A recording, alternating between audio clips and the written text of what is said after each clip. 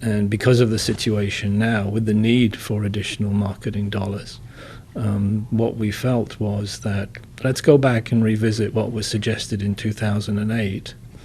by the AVP, which was then in opposition, when they put forward the idea of privatizing the ATA, making it much more efficient, much more effective, and that there be a board of directors appointed by both the government and AHATA. And their original proposal was that the majority of the directors on that board should in fact be appointed by AHATA, because I think they basically felt that with having that kind of participation, the public and private sector together, with the private sector having the majority of directors, then you would end up with a more business-like institution. So all we were doing was saying, well, why don't we revisit what was originally proposed in 2008? Because we are concerned about the fact that we think, the marketing dollars are not as at the level that they should be if we're going to attract the airlift, if we're going to attract the customers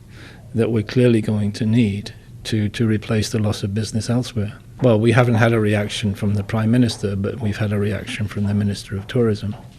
And we understand why he might feel that way, but in our view, what we were trying to say is that if the efficiency of the ATA could be improved,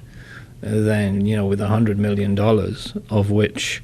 less than 50 million is being spent, 100 million florins, sorry, of which less than 50 million florins is being spent on marketing, perhaps the emphasis should be switched to more on marketing, and that would basically free up income that could go to the government,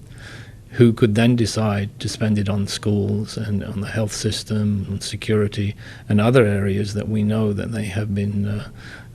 basically looking for additional funding. It's a proposal. I mean, basically we put a proposal on the table, and like any proposal, it's subject to negotiation. And all we are saying is that if the ATA went back to its original idea of being primarily a marketing organization, then it could function quite well with about 65 million florins.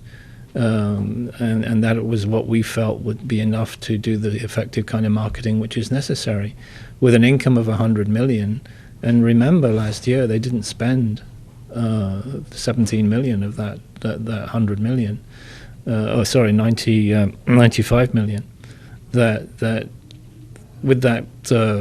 funding available, then the government can do a lot of things in the community that it wants to do.